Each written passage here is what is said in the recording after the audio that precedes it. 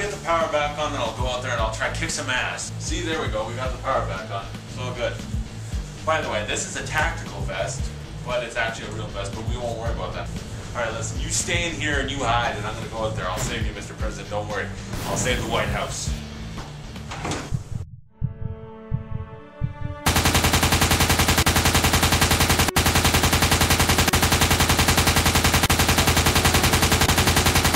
The United States does not negotiate with terrorists.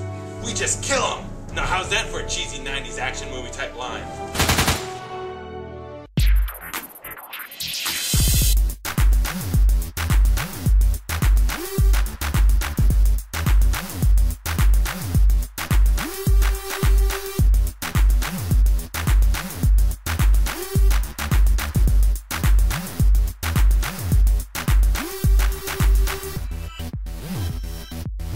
I'm here to talk about two different movies.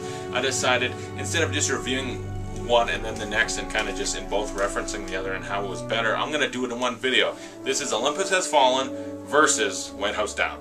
And this isn't a similar, like, Deep Impact versus Armageddon, where it's like, yeah, something's coming to destroy Earth, and in one, Armageddon, you get a Michael Bay movie that's actually good, and it makes you cry when you get that Aerosmith song, and, like, they save the day, or Deep Impact where they don't save the day, and it's a real bummer. A funny story, in that one, Morgan Freeman also plays the president.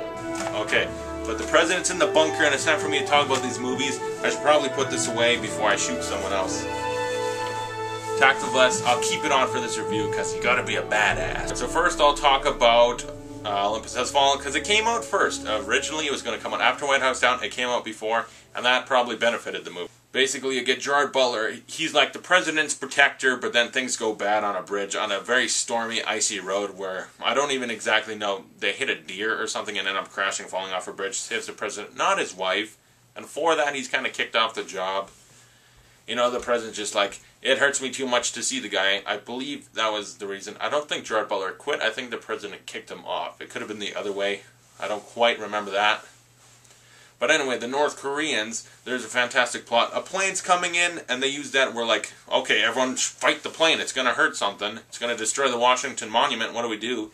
And while that's happening, inside the White House, some North Koreans are actually taking it over in 13 minutes, and then Aaron Eckhart, as the president, is taken hostage. Gerard Butler makes his way in there because he's actually a good guy, sees what's happening, tries to help people on the street, makes his way into the White House and starts kicking ass. Die Hard in the White House, it might as well be. And you get a pretty fun, very 90s-centric type action movie. You know, Con Air, Face Off, Broken Arrow, things like that. Speed, all these 90s movies where, yeah, we're kind of patriotic and we're very over-the-top and silly, but if you go with us, you'll have a fun time. And you get some good villains. You know, Ricky Yoon from the first Fast and the Furious movie is the villain, and you got Morgan Freeman becomes the, like, second president. So there's some fun there. Angela Bassett. I'm trying to remember what her role was. Like, she's something White House related, but I don't remember quite what it was. You also got Melissa Leo as another person in the White House, and you got Cole Hauser, that, you know, that douchebag villain from Too Fast, Too Furious that ends up being like the cameo in movies like Die Hard 5. I was like, oh, it's that guy. Yeah, he's in this too. And it's directed by Anton Fuqua, who brought us Training Day and the Mark Wahlberg action movie Shooter, along with things like Brooklyn's Finest and King Arthur, I think. And I gotta say, Gerard Butler, he's pretty good in the role. You know, when's the last time he was a badass? 300. And since then, it's like The Ugly Truth and other movies like that where it's just really painful to watch rom-coms. And, you know, you just get sad because it's like, Gerard Butler, I want him to make a comeback and be a badass because that's kind of how he started out. And he did. I mean, what was it? Even before 300, he was in Tomb Raider. So, you know, he's had his roots in action movies. And this one is the best of them. I like this better than 300, I gotta say. Because, yeah, he has similarities to John McClane in a way, the whole character and everything. And you might as well, you could have, if they were smart, Die Hard, A Good Day to Die Hard, they would have thrown that script in Skip Wood's face and said, no, you see this script they want to do called Olympus Has Fallen? Well, we found it, and, you know, we're going to kindly ask Gerard Butler not to be the star. We're going to change a few things, put Bruce Willis in, and you got a perfect Die Hard 5. You can imagine, okay, Bruce Willis is being congratulated by the president for saving the day in Die Hard 4, and then the Koreans and all this happens, and Bruce Willis is just like, okay, I'll go fix it. Like, that would have been perfect. But instead you get Gerard Butler, and he does a really good job, too. He's a little bit more physical than Bruce Willis can be these days. I mean, he's running around beating the crap out of people, stabbing people in the forehead and stuff. Like, that's a lot of fun. And like I said, you do get some 90s-style cheese with some of the patriotism. But you know, when there's shots like they throw the tattered, burned up American flag falling down in slow motion, you get like some people in the theater might have been all riled up, like, how dare you?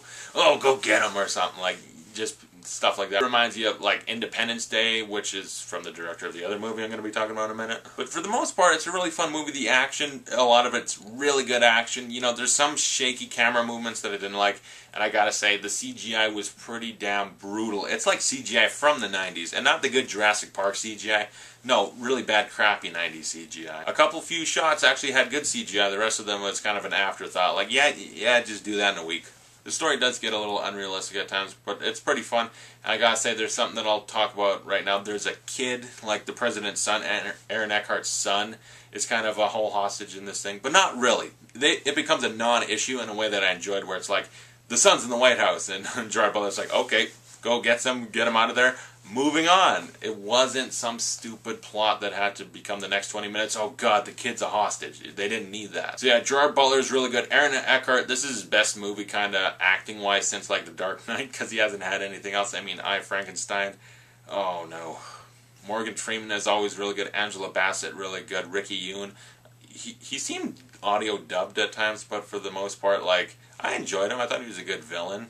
So yeah, Olympus Has Fallen, a fun throwback 90s style action movie. I'd give it a B. A lot of fun. And now let's talk about White House Down. So White House Down, starring Channing Tatum, Jamie Foxx, Maggie Gyllenhaal, James Woods, and the little girl Zoe King, who was young Talia al Ghul in The Dark Knight Rises. Also, you got Jason Clarke, who was in Lawless and is going to be in the new Planet of the Apes movie. And it's directed by Roland Emmerich, a guy that you've heard of. You've seen some of his movies. And I gotta say, I'm not impressed with the man at all. I'm honest, okay? Universal Soldier, that movie's fine. It's really dumb. That's another, like, cheesy 90s action movie. 1992 that came out. Independence Day, I have never seen. I've seen a couple bits and pieces with Jeff Goldblum. You see, I don't know how to finish talking, but I see things are going very bad. And I can't stop stuttering, but I'm a lot of fun to watch. I'm a good actor. Did you see The Fly? The Godzilla movie. I talked about that when I reviewed the trailer for the new Godzilla. Godzilla should not be a joke. That movie's overly comedic, and it's crappy, though I enjoy Matthew Broderick in it. That's a lot of fish. The Patriot, that's a really good action movie with Mel Gibson. I enjoy that movie. The Day After Tomorrow, 10,000 BC in 2012. Three really garbage movies. I mean, The Day After Tomorrow, that's kind of fun. That's kind of a fun apocalyptic type movie, but it kind of drags and it follows the same thing as a lot of his movies. They get kind of patriotic and really cheesy in the wrong way that you don't like. 10,000 BC is unwatchable. 2012, really bad and dumb. It's even dumber now that it didn't happen. Like, before, when it came out like 2009, and you're like, ooh, 2012, this will be fun. And I remember watching it in the theater. I enjoyed it, but it's a lot of really dumb stuff. And the fact that, like, yeah, out of all the people that would survive a giant, weirdly different, like, every place he goes, something different's happening, causing the apocalypse, and the person that'll survive is John Cusack. No. And now White House Down, and let's talk about this frickin' movie before I shoot myself. So Channing Tatum is trying to apply for a job at the White House, and they won't because he's kind of dumb. They don't want to hire him. He's too stupid. He got a C average or something in school. And you know what? I think I got like a D average, so apparently I'm not working at the White House either. It's not my fault. I just can't understand math. What are you doing? What? Why am I talking like Mark Wahlberg? Hey, what are you doing over there? Get away from the president. That would be a much better movie if they had gotten Marky Mark, yeah. But Channing Tatum, I like. He's a good actor. He deserved better in this movie, I gotta say. I mean, he's fine in the movie. He's kind of fun. And, you know, as a, like, John McClane type, okay, pretty... They did it more than Gerard Butler in the way that put him in the white tank top and get it dirty as he goes through the action. Jamie Foxx as the president, I thought he was fun as a president. I'm the leader of the free world. Now get your hands off my Jordans. He was really good in Django Unchained and Collateral, so I like him in a lot of things. Not sure about Amazing Spider-Man 2 yet. Yeah, he's kind of the cool, hip president who's going to help... prototypical Bruce Willis stop all this. You got the villains like the stupid hacker douche. There's a guy that's like, I'm the king of hackers and I have hacked you, the White House, and now I run everything. Like, that's essentially what he said. And he's just annoying. And I wish he was the same guy from like the original Die Hard where he's hacking. He's like, oh, and the quarterback is toast, like that guy. He was a fun kind of over-the-top hacker. This guy was an annoying dick. Jason Clarke, he was fine as a villain, you know. not great. I think like Lawless and the New Planet of the Apes will show that he's a good actor, and this is just kind of use him as thug number 2, and then the main bad guy. Am I spoiling that? I don't care. I spoiled a lot of stuff already. James Woods as the main villain. I like James Woods. He's fun, and as a villain, he's always doing it good. His best villain portrayal besides Family Guy would probably be yeah, Family Guy is his best villain portrayal. Besides that, what's it called? It's the racist movie with Alec Baldwin and it's not Oprah. Whoopi Goldberg. What is it? I don't want to cut. I want to try to remember what it is real quick, but I can't. Ghost in Mississippi, I think. He was really good as just this racist scumbag villain in that. And this ain't quite that. But he's a fun villain, sort of. You get Richard Jenkins. You know, honestly, shouldn't have been in the movie. The part he was in, I was like, cut it. And especially at the end, just get rid of it. It sucked. Zoe King, young Talia al Ghul. No, get her out of this movie. Oh, it's so bad. Maggie Gyllenhaal. I thought she was better in this movie, too. You know, Secretary, Dark Knight, she didn't need to be in this.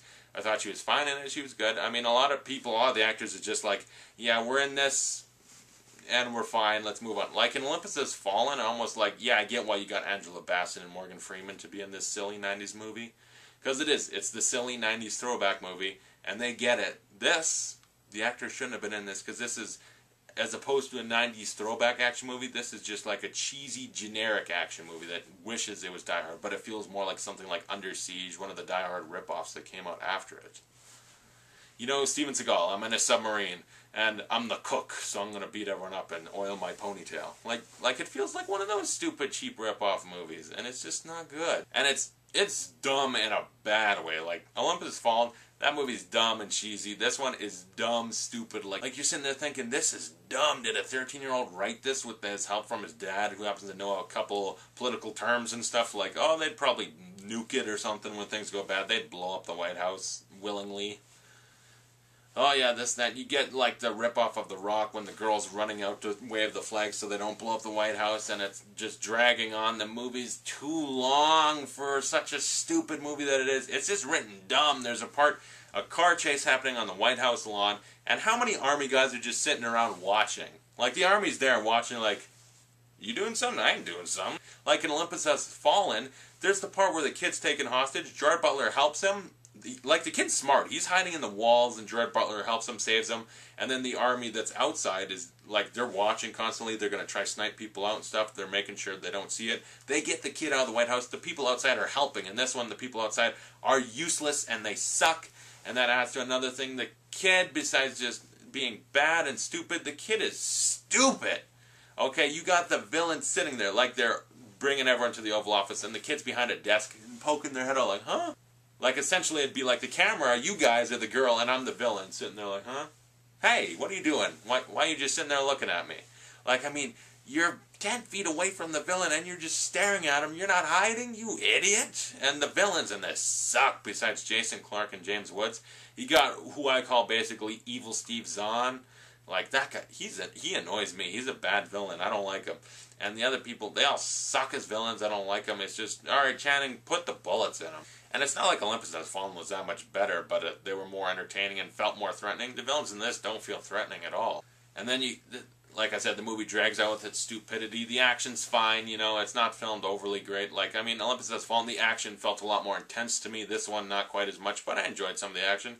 I mean, when I wasn't thinking of the stupidity of them being on the White House lawn and no one helping, I kind of had fun where they're, like, just shooting the shit out of this bulletproof car and he's got the rocket launcher, but at the same time, it gets pretty stupid even while I'm trying to enjoy it. It's stupid.